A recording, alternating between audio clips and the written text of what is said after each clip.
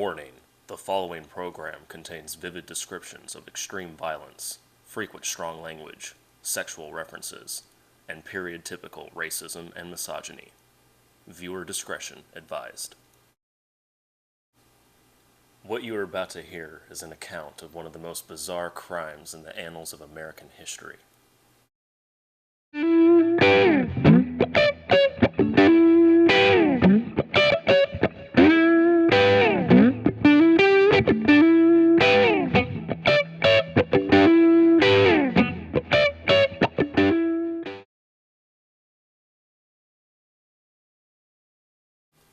Thaddeus Moon was a notorious Texan investor who dealt often with the cartel.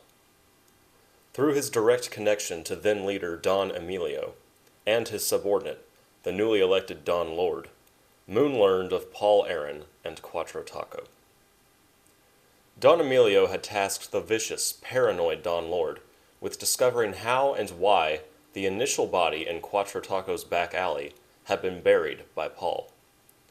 The hitman who killed the man hung around long enough to witness this occur. Don Lord dreamed up a dozen impossible scenarios that would spell doom for his branch of the cartel, and hatched an elaborate scheme to learn the truth without putting any of his own men in danger.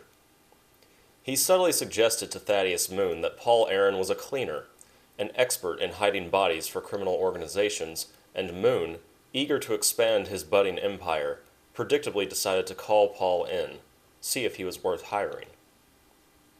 The introductory communication was purposely phrased in such a way as to mislead Paul into believing Moon wanted to invest in the cantina, and that a trip to Moon's gentleman's club might lead to profit for both parties. Paul took Luca and Carter with him to El Paso. The first red flag was the gentleman's club itself, a poorly lit joint layered in grease and grime. Paul asked the bouncer for Moon and was told to wait until after the show. He and Luca sat near the stage with a bunch of local drunks. Carter opted to sit at the bar instead. "Gentlemen and gentlemen, welcome to the full moon. No better place to El Paso the time away.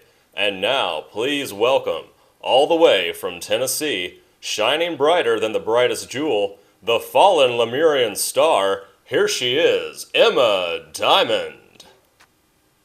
An invisible force pulled the purple curtains open.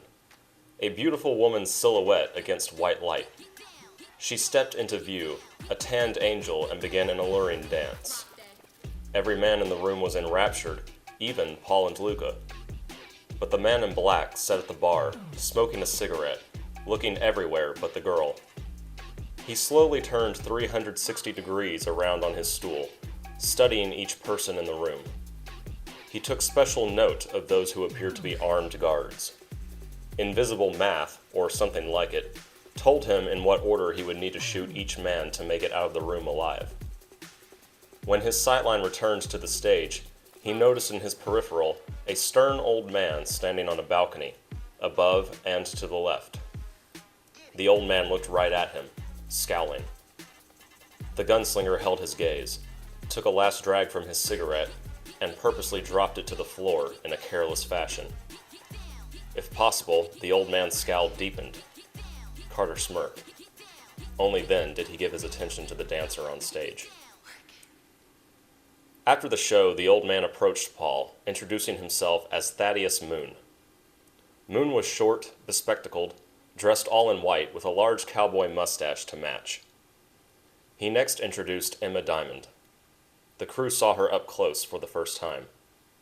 Paul found himself hungry. Luca found her lovely enough, but no match for the hippie he was dating. Carter's singular weakness was beautiful women, and he nearly gave this away by how charmingly he smiled and tipped his hat. Moon took them into the back room. A pack of guards accompanied them. Moon sat in a leather chair with what looked like great effort. Paul and Luca sat across from him.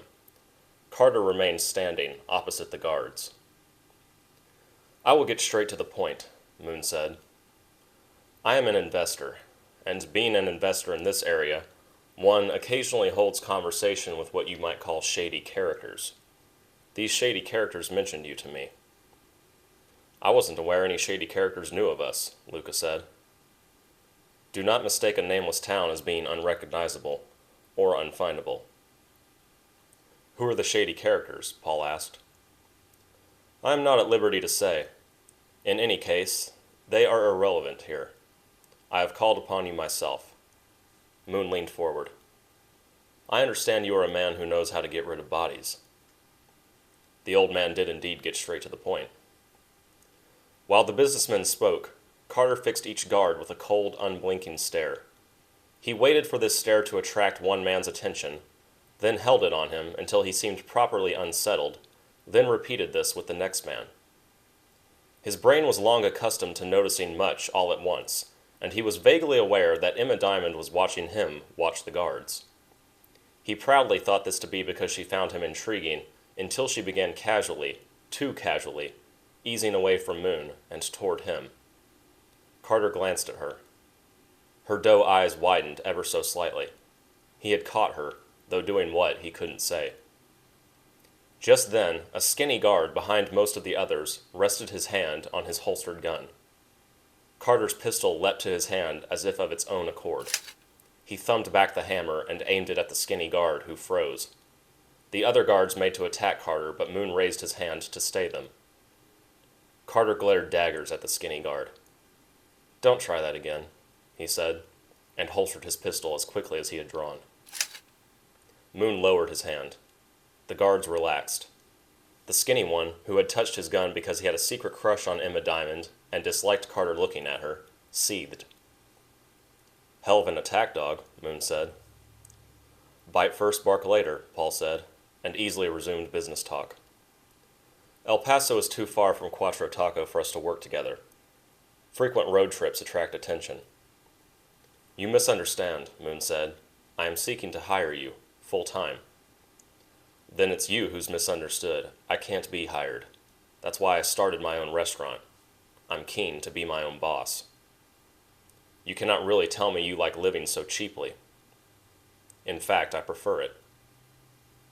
During all this, Emma Diamond continued rounding the room, making her way nearer to Carter under the guise of pouring herself a whiskey. Carter felt her approaching his left side and was torn between looking at her and keeping his eyes on the skinny guard, whom he now distrusted immensely. So he was unprepared when Emma lunged forward, pulled the snub-nosed .38 from his back, and shot the nearest guard. Instinct overtook Carter. He drew and shot the other guards to keep them from retaliating, not because he yet cared whether Emma lived or died, but to avoid any crossfire. Then he whirled on her. He read something in her face, pulled his left pistol. She flinched. He tossed her the gun. Emma caught it.